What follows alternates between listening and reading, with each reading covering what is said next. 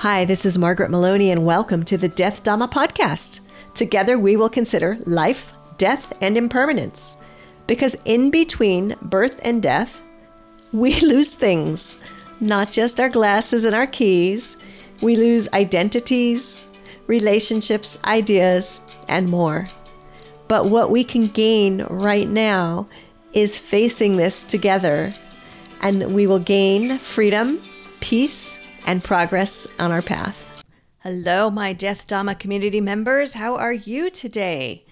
Well, we've listened to interviews with 12 wise teachers, plus lessons learned.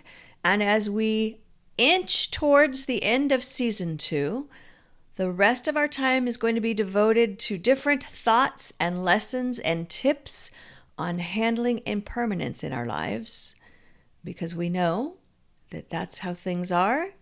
And yet sometimes as human beings, we grapple with this so much, right?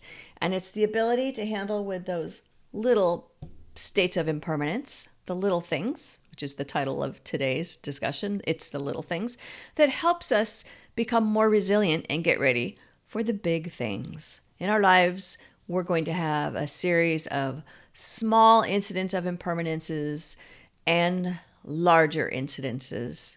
And we are going to work to build ourselves to be able to handle them all in a way that minimizes our suffering. So, people ask, what does it mean, death with a lowercase d? Or how does impermanence help us face the bigger challenges in life? These are questions that I get when I discuss with people what's happening on season 2 of the Death Dhamma. And it's that the little lowercase d, not explicitly discussing the death of a loved sentient being, although, sometimes we still do that, but really discussing the other types of death we experience. For example, maybe you wanted ice cream. And I know this is going to sound maybe minuscule, but bear with me. You went to the store. Let's say it was mint chocolate chip ice cream. That was your favorite and it was out. You had to select something else. In that moment, you experienced the loss of your ability to fulfill your craving for mint chocolate chip ice cream.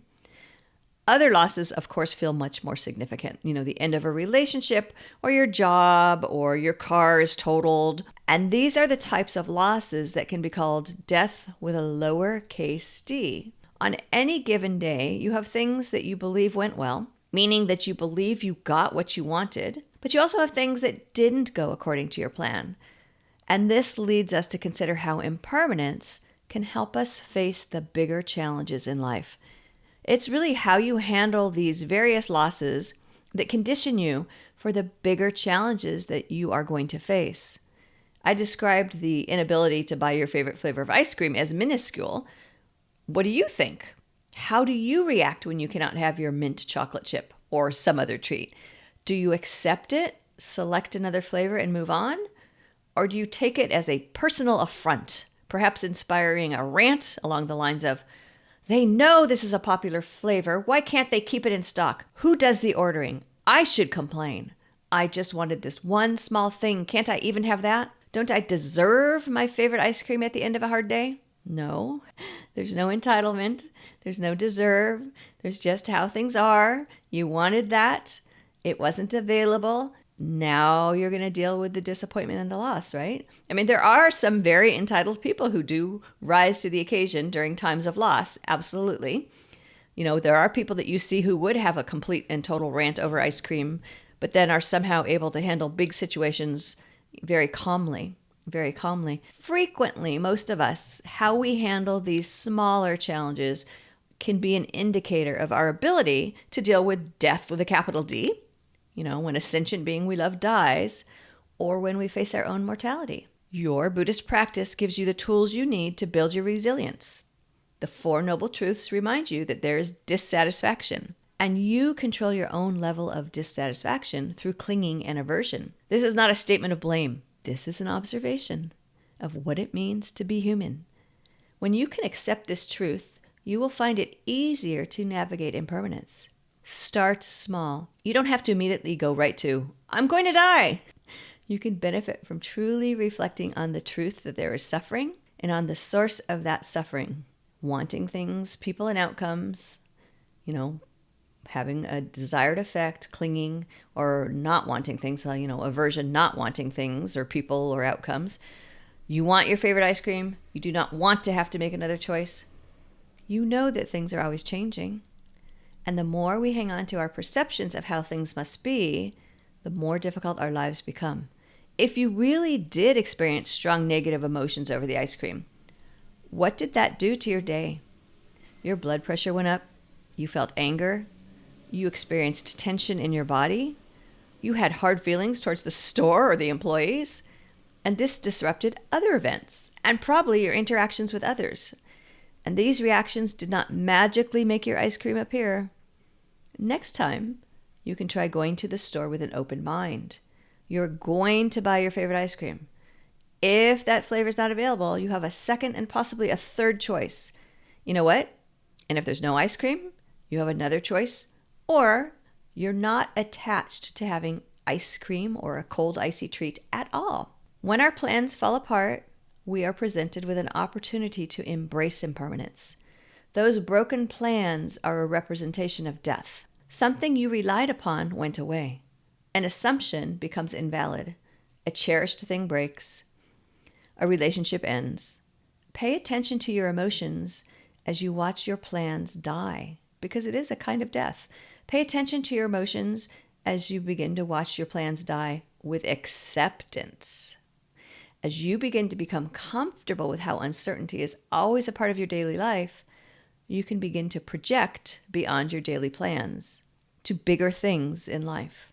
The plans you have made for your week, your month, your year, all of this is built on a perception of control and an illusion of certainty. Plans help us to navigate our lives. Keep making plans, and as you do, acknowledge that there will be impermanence. Some of your plans or elements of your plans will die. And when this happens, call it death. Remind yourself that this is a type of death. Now you are living with death. This is how death, with a lowercase d, and impermanence work to help you become more resilient. Being resilient does not mean never feeling disappointment or anger or sadness. It means feeling those emotions and not allowing them to run your life. So for today, I ask you to consider what you think you have planned, what's on tap for the day. How do you think your day is going to go? And go about following those plans and notice when things change, how does it feel? Where does it hit you? How do you react? And what do you do? And does it matter the intensity with which you were invested in the plan? For example, maybe you had lunch with a friend, but you really didn't feel like going out to lunch today, and that friend cancels. That's a different feeling than maybe you were going to go to a movie at the end of the day and you were really excited and that got canceled. So be with your feelings as things change and notice how you respond, because that is an important first step. Thank you. See you next time. You've been listening to the Death Dhamma podcast with your host, Margaret Maloney. Thank you so much for being here. Come find me on margaretmaloney.com, margaretmeloni.com. And until we meet again, may you be well, may you be happy, may you be at ease, and may you be free from suffering. Bye for now.